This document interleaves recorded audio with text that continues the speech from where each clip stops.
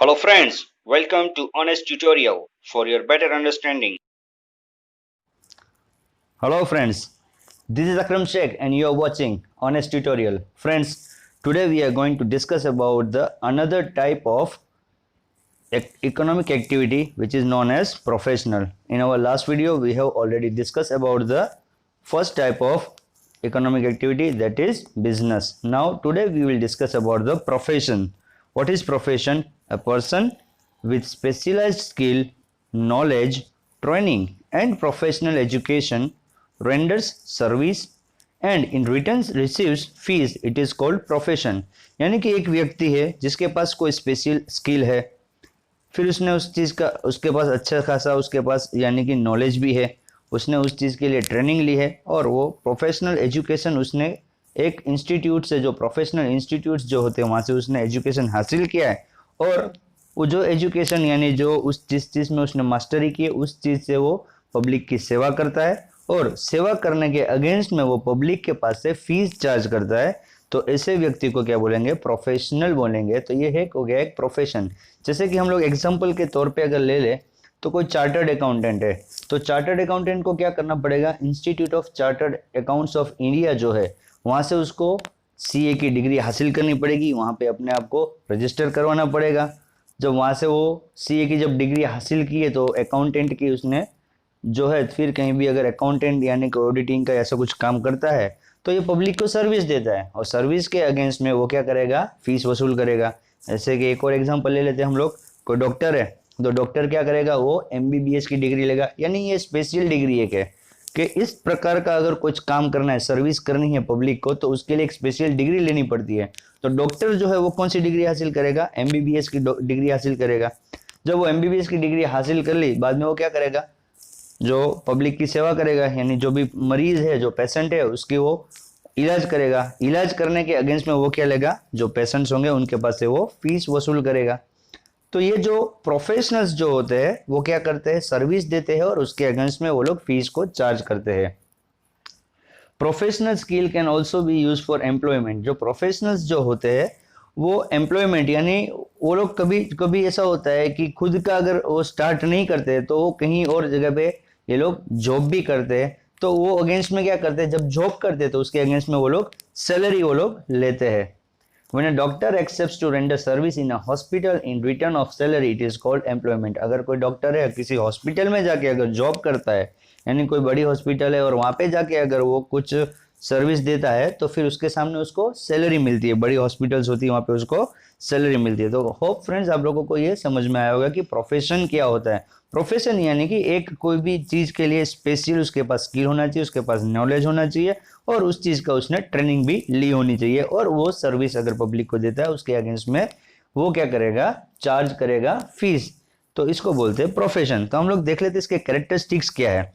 First characteristics है इसका, a professional has to obtain specialized knowledge, skill and professional education. जो professional होगा उसे एक तो स्पेशल नॉलेज लेना पड़ेगा, उसको उसके लिए स्किल भी होना चाहिए उसके पास और उसको प्रोफेशनल एजुकेशन यानी प्रोफेशनल जो डिग्री जो होगी उसे हासिल करनी पड़ेगी. अगर लॉयर को देख ले तो लॉयर को कौन सा डिग्री लेना है? एलएलबी पढ़ना पड़ेगा उसको. अगर डॉक्टर देखे तो उसको एमबीबीएस पढ़ना है.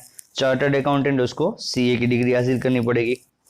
इसका सेकंड कैरेक्टरिस्टिक्स है, he charge fees for providing services. जो भी वो सर्विस देता है उसके सामने वो चार्ज क्या करता है? फीस चार्ज करता है.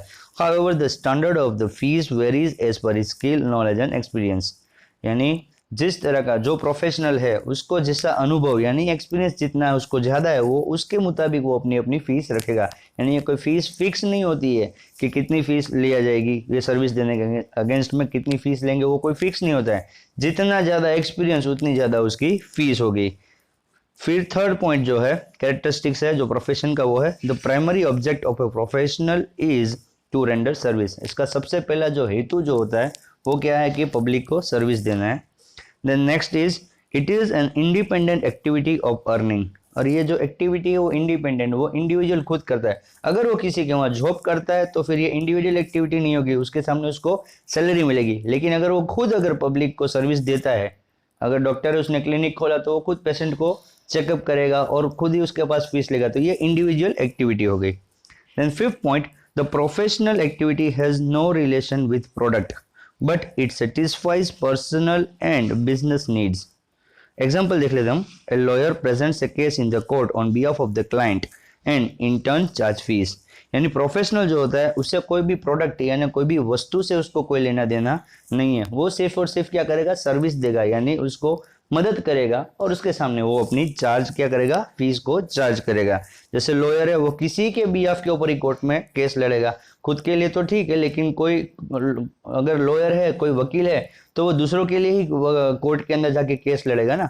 तो वो क्या कर रहा है, दूसरे के बिहाफ के ऊपर अगर वहां पे जा रहा है, यानी कि वो दूसरे के बिहाफ के ऊपर उसने जो काम किया उसके अगेंस्ट में वो फीस चार्ज कर रहा है.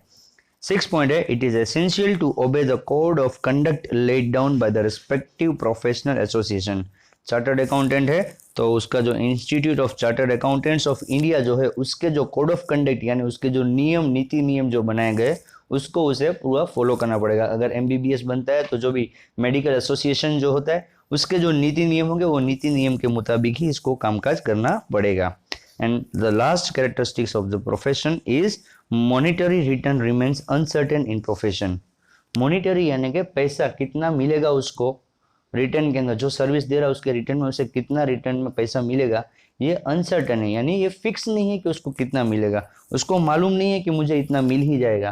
क्योंकि अगर सपोज के कोई डॉक्टर है, अगर मॉनसून सीजन में देखा जाए तो वायरल इन्फेक्शंस बहुत ज़्यादा होते हैं तो पेशेंट्स ज़्यादा आएंगे तो उसकी इनकम बढ़ेगी.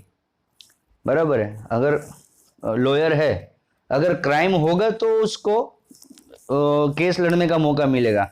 केस लड़ेगा तो उसको फीस मिलेगा, लेकिन किस प्रकार का केस मिल रहा है वो उसको मालूम नहीं है. तो यहाँ पे जो इनकी जो मॉनिटरी रिटर्न जो है ना वो अनसर्टेन है, कितना उनको मिलेगा रिटर्न में वो भी कुछ मालूम नहीं है. यानी अगर ये खुद सर्विस देते तो इंडिविजुअल इंडिपेंडेंट करते हैं तो हाँ, लेकिन अगर ये कहीं पे जॉब करते तो वहाँ पे अगर उसको फेल सैलरी पे अगर जाते तो ये एम्प्लॉयमेंट में कन्वर्ट हो गया तो यहाँ पे उसको फिक्स इनकम उसको मिलेगी.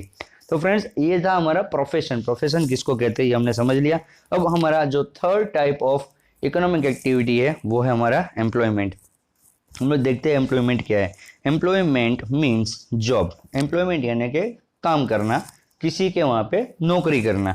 It is an economic activity performed in return for a fixed salary where work is assigned as per the contract. Example देख लेते हैं. A teacher teaching in a school और अ गवर्नमेंट एम्प्लॉय. यानी employment में क्या होगा, economic activity है, यानी ये सिर्फ और सिर्फ इसलिए काम किया जाता है कि सामने उसको क्या मिलेगा, फिक्स सैलरी मिलेगी. यानी इतना काम करो जो आपको असाइन किया है, जितना वर्क आपको दिया गया है उतना आपको वर्क कंप्लीट करना है और वो वर्क करोगे तो आपको उसके अगेंस्ट के अंदर आपको उसकी सैलरी मिलेगी. जैसे कि एक टीचर है, टीचर जो होता है उसका काम ही होता है स्कूल में पढ़ाना. तो उसने जो या तो प्राइवेट स्कूल में हो या गवर्नमेंट स्कूल में, दोनों जगह पे कहीं भी जाके अगर वो पढ़ाता है, उसको जो काम दिया गया अगर वो पढ़ाने का काम पूरा करता है उसको उसके अगेंस्ट में क्या मिलती है, सैलरी मिलती है. तो इसको बोलते हैं एम्प्लॉयमेंट. हम इसके कैरेक्टरिस्टिक्स हम लोग देख लेते हैं क्या क्या है इसके कैरेक्टरिस्टिक्स. पहला है fixed salary is paid at fixed intervals in return of physical और मेंटल वर्क. यानी उसको एक बांधा हुआ पगार है कि इतना आपको सैलरी मिलेगा. फिक्स्ड इंटरवल यानी कि हर महीने मिलेगा. अगर क्वार्टरली पे अगर उसको फिक्स किया गया, अगर ऐसा एग्रीमेंट किया तो हर 3-3 महीने पे मिलेगा. अगर हाफ ईयरली पे फिक्स किया गया है तो हर 6-6 महीने पे, लेकिन मेजोरिटी हर महीने ही मिलता है. ज़्यादातर देखा जाए तो हर महीने ही सबको सैलरी मिलता है. तो फिजिकल और मेंटल वो जो वर्क करता है उसके अगेंस्ट में वो क्या लेता है, उसको क्या मिलेगी, फिक्स सैलरी मिलेगी. Second, certain other benefits are available in addition to the salary. Example medical allowance and pension etcetera. यानी जो अगर एम्प्लॉयमेंट के अंदर क्या होता है कि ये बेनिफिट होता है कि अगर जॉब कर रहे हैं कहीं भी तो जॉब करने के साथ जब उसको सैलरी मिलती है तो अगर वो अच्छा काम करता है और अगर कंपनी या जो भी गवर्नमेंट में कहीं भी जॉब करता है तो उसको गवर्नमेंट या तो कंपनी उसको एक मेडिकल अलाउंस भी देती है एक्स्ट्रा अगर मिलता है. तो ये फिक्स नहीं है, जरूरी नहीं है कि उसको मिलेगा. अगर मेडिकल अलाउंसेस क्या होता है कि अगर घर के अंदर कोई बीमार हो गया, उसके जो एम्प्लॉई है या तो वो खुद बीमार हो गया तो सर्टन अमाउंट जो भी होगी मेडिकल का उसको जो खर्चा होगा वो क्या करेगी, उसका जो एम्प्लॉयर होगा, जो उसका जो मालिक होगा वो उसको देगा. फिर पेंशन एक्सेट्रा, यानी अगर रिटायर हो जाता है इतना सर्टन ईयर्स उसने जॉब कर लिया, अब उसके बाद उसको जब तक जिंदा रहता है तब तक उसको उसका पेंशन मिलेगा. तो ये उसको अदर बेनिफिट हो गए. फिर थर्ड कैरेक्टरिस्टिक्स है इसका, to perform the assign work as per the contract under the control of the employer. यानी एम्प्लॉयर यानी कि जो मालिक ने जो इसके जब जब जॉब पे लगा था तब उसने कुछ कॉन्ट्रैक्ट किया होगा, तो कॉन्ट्रैक्ट किया तब उसको जो वर्क दिया गया था उसे उसके मुताबिक ही उसको वर्क करना पड़ेगा और वो एम्प्लॉयर के कंट्रोल में रह के उसे काम करना पड़ेगा। फिर फोर्थ कैरेक्टरिस्टिक्स है इसका qualification, working hours, retirement, benefits after retirement etcetera of the employee are pre determined. यानी जब कोई जॉब पे लगता है तो उसके लिए क्या क्वालिफिकेशन होना चाहिए, यानी उसके पास क्या डिग्री होनी चाहिए, फिर कितने घंटे काम करना है, कितने साल के बाद वो रिटायर होगा और रिटायरमेंट होने के बाद उसको क्या बेनिफिट मिलेंगे, ये सब पहले से, ये प्री डिटरमाइंड है, यानी ये सब चीज़ पहले से ही ऑलरेडी डिसाइड हो चुकी होती है। जब उसको जॉब पे रखते हैं यानी जब कॉन्ट्रैक्ट या एग्रीमेंट होता है तभी ये सब चीज़ डिसाइड हो जाती है। Employment is a dependent activity, employment है तो डिपेंडेंट ही है क्योंकि वो हमेशा उसके मालिक के ऊपर डिपेंडेंट है, जो उसका जो एम्प्लॉयर है उसके ऊपर ये डिपेंडेंट है। सिक्स पॉइंट है both employer and employee are bound to follow the rules as per the contract, यानी जो एम्प्लॉयर यानी कि जो मालिक है वो और जो एम्प्लॉई यानी जो जॉब कर रहा है, ये दोनों कॉन्ट्रैक्ट के अंदर जो रूल्स दिए उस रूल्स को फॉलो करने के लिए दोनों बंधे हुए हैं। ये इस रूल्स को पूरी तरह से उन दोनों को पालन करना पड़ेगा। And the last point is no capital investment is to be made by the employee, जो जॉब करने जा रहा है उससे कुछ कैपिटल इन्वेस्टमेंट करने की जरूरत नहीं, यानी कि बिजनेस में उसे कुछ भी इन्वेस्टमेंट यानी खर्चा लगाने की, पैसा लगाने की यहाँ पे इसको कोई भी रिक्वायरमेंट नहीं है, इसीलिए इसको बोलते हैं एम्प्लॉयमेंट। तो फ्रेंड्स मुझे उम्मीद है कि ये जो आपको अभी जो प्रोफेशन और एम्प्लॉयमेंट के जो हमने पॉइंट्स यहाँ पे अभी हमने कवर किए वो आप लोगों को समझ में आ गए होंगे। अगर आपको कोई डाउट है तो आप लोग मुझे कमेंट बॉक्स के अंदर आपका क्वेश्चन पूछ सकते हैं। अगर आपको ये वीडियो अच्छा लगा है तो आप मुझे आपके रिव्यूज़ भी कमेंट बॉक्स में भेजिए। Okay friends, bye bye, take care,